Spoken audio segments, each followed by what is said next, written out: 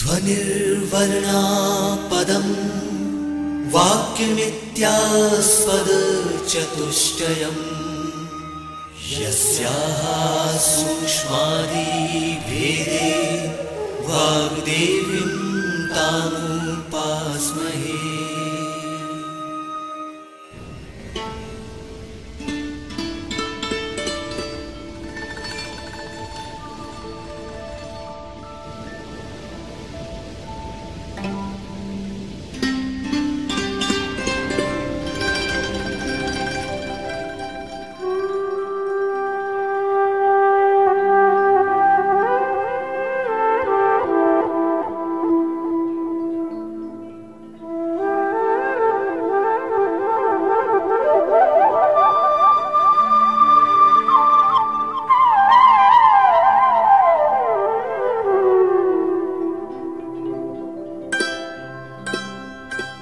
संस्कृति और मूल्य।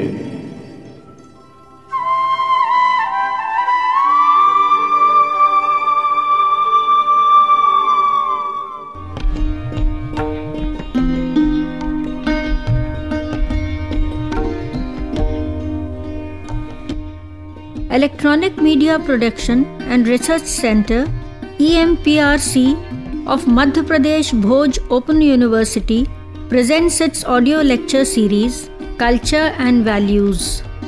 Dear friends, we present audio lectures of eminent scholars related to culture and value in this audio series. We are going to present the audio lecture of Dr. Sanjay Joshi today. The topic of his lecture is Indian Culture via its Indigenous Literary Traditions. This program is edited and presented by Amar Bahadur Yadav. So, let us listen to the audio program Indian Culture via its Indigenous Literary Traditions.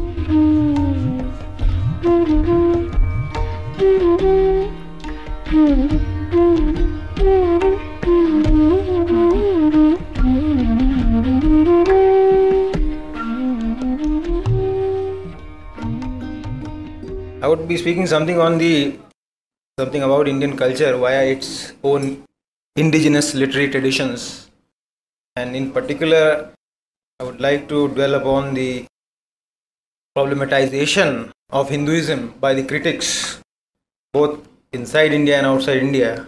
And here in this context, what have our own native literary traditions have to offer by way of some correctives or some refreshing solutions. So here I begin.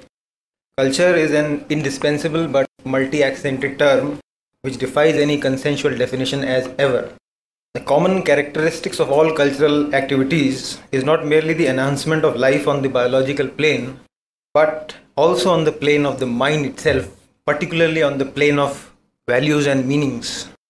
Culture brings values and meanings into life. And thus the quest for culture is quest for meanings and values. Actually, the objects of culture which comprise the elements of culture, they are not something independent and autonomous. This has to be kept in mind. They are in fact the end products of a throbbing consciousness, underlying consciousness, which gives birth to any cultural form as such. Now this consciousness or self-consciousness is communicated and revealed to a genuine cultural seeker only when he is in deep communion with the cultural artifact as such. Then that consciousness which underlay it all is revealed, unfolded. Human society, we all know, is best understood through a study of its various cultural forms. We come to know about a culture only when we actually participate in it, by actually studying the various literary, artistic and other manifestations. So here, in the context of Indian culture, I would merely be isolating a few extant passages in Sanskrit gnomic poetry in a very hasty and superficial manner, with a view to stressing their role in providing some insights, refreshing and constructive insights to some of the more obvious problems of Indian culture in general. So the idea of this slender exercise is to sample some of the Sanskrit gnomic passages, the epigrammatic passages that somehow got obscured in the flow of time, but nevertheless quite concretely preserve the genuine Indian cultural ethos in its ideal form. Of late, Hinduism, owing to its caste system and Brahmin supremacy, its polytheism, its idolatrous practices, and its supposedly otherworldly character, has been the object of much criticism and bashing at the hands of the critics. I only feel that much of this has happened owing to a repeated and mindless propagation of some of the narrowly held views on the subject. Whatever might be the reasons behind such a phenomenon, fact is that the ideal and the exemplary notions broadcast in indigenous literary traditions have all along been neglected. Now, this neglect was either due to ignorance or to some deliberate motive, need not engage our attention here. What is of true import is that the textual tradition in Sanskrit contains many valuable and salutary views, notions on various aspects of Hinduism that have normally been the object of much disparagement. To begin with then, the prevalence of idol worship among the Hindus has often been ridiculed and belittled as something suggestive of primitive unsophistication and cultural backwardness. Attitude simply betrays the failure of the critics to understand the symbolism underlying the image worship or idolatrous practices. In fact, an image or an idol was simply regarded as an expedient means of directing one's mental energies. The presence of numerous gods and goddesses in India has never impaired the belief of a Hindu that the divine principle is ultimately one and is responsible for constructing, destroying, and sustaining the universe. So the dicta of Ekam Sad Vipra Bahuda Vadanti, or Purusha Evedam Sarvam Yad Bhutam Yaccha Bhavyam, or Ekam Yanam Bhavo Rathansa, and much recent origin Ruchinam Vaichitryad Rijukutil Dana Path Jusham. They all attest this belief of a Hindu that the divinity is ultimately one.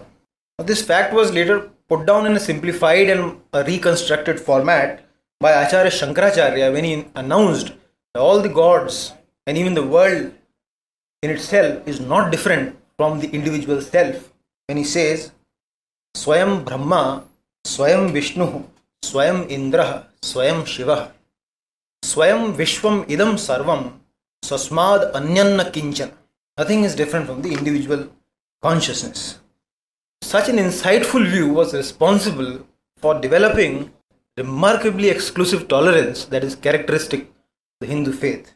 Here too, the literary tradition played the conveyor and the masses were enlightened by the idea of Dharmam yo badhate dharma, Dharmam yo badhate dharma nasa dharma, Udharmam tat, Avirodhat tu yo dharma, sa dharma satviko matah. Today's secular India, even the Brahmin class as a whole, has been the unfortunate target of much vilification and censure in the anti-Hindu circles, which draws its following from separatist Marxists, Muslims, and missionaries of diverse views. Described by Sorokin as the world's poorest aristocracy, the Brahmins are no longer the spiritual and cultural leaders of this Indian nation. Their old glory as an intellectual force and as a think tank has gradually been evaporated for whatever reasons. The Brahmins as a class might have been deprived and underprivileged today, but the elevated idea of a Brahmin continues to shine forth through our literary heritage, asking for acceptance from all the genuine seeking quarters. Originally, this ideal was never laden with a parochial flavor and stood on the bedrock of ethical excellence. Consider this stanza, Sarvoyam Brahmano Loke Vrittena tu Vidhiyate Vritte Sthitastu Shudropi Brahmanatvam Niyachati. Says that in this world, Brahminhood is possible only through virtuous conduct. So thus, rooted in noble conduct, even a lowborn could aspire to higher states in society, to Brahminhood, to be very precise. We can see how uncomplicated and lateral piece of thinking was working behind such a conception of a Brahmin. It seems for quite obvious reasons, this immaculate idea was not widely publicized by the intelligentsia, though it was now and then alluded to even in the works of heterodox faiths. Somadeva Suri, a noted Jain writer, he offers us a very bracing notion of Brahminhood in this regard. In fact, Brahmacharya in this regard. He says, Jnanam Brahma, Daya Brahma, Brahma Kama Vinigraha, Samyag Atra Vasannatma, Brahmachari Bhaven Nara. So it is the trio of wisdom, compassion, and restrained desires that is fittingly to be known as a Brahma, and a person whose life is a proper expression of such a Brahma, he alone qualifies to be a Brahmachari. So thus receiving light from this notion, in addition to the Dvijas, even a lowborn was and still remains capable of becoming a manifestation of the exalted states in social life. So my point further in this regard is that the literary tradition, it continues to assist us in removing the various mistaken beliefs about the otherworldly nature of the Hindu religion. Opinions are still encountered by us in various circles that Hindu view of life is something world-fiendly, averse to material affairs, and material life is something burden. This is a frequent proposition we find being encountered. Nothing could be further from truth than such a proposition. So it is true that the Hindu belief lays a premium upon the virtue of self-realization, but the binary of transcendental empirical with an innate privileging of the former was never really an issue at the pragmatic level. Let this thing be very clear. Probably it is the overemphasizing of the Advaita school of thought, ideas like Sarvam Khalvidam Brahma and Nehe Nanasti Kinchana, that led to the circulation of such myopic interpretations. The one sentient creative principle is at the bottom of everything. The dynamic principle on its realization at the individual level, at the subjective level, it automatically leads to the experience at the universal objective level, because it is ultimately the one divinity that is interwoven to the fabric of the events. Much in line with such a conception, the Vigraha of Bharatvarsha was fed and nourished by the staple of holistic development of life and matters that actually culminated in the realization of the multifarious possibilities of the immanent self. Now, in this context, the surface notion of a tapasvi or a renunciant also is modified, and we get the following: Jnanair mano vapur vittaihi niyamairindriyani nityam yasya pradiptani sa tapasvi na veshavan. Him I call a tapaswin. Mind is invigorated by wisdom, whose body is invigorated by wealth, and whose sense organs are invigorated by rules of conduct. So positively enough, the emphasis on an all-round development of the physical, mental and the spiritual side provided the genuine criteria for a renunciant or an ascetic in India. So thus from this brief exposition, come to understand that our literary traditions and their sublime content, which somehow got backgrounded in the flux of time, they need to be retrieved from the musty dusty pages of the manuscripts and brought to the forefront of critical inquiry. Such an exercise, it is hoped, in foregrounding the wisdom and the guiding principles of our literary traditions, would not only afford a vision of the ideal, but also help in dispelling the various half-baked impressions that have been circulated in stark oblivion of the ideal. This is my submission.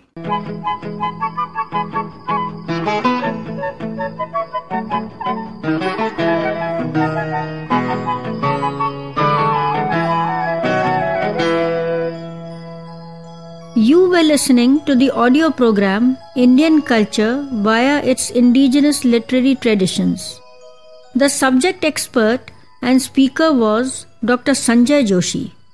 The program was announced by Dr. Susmita Pandey. This program was recorded, edited and presented by Amar Bahadur Yadav.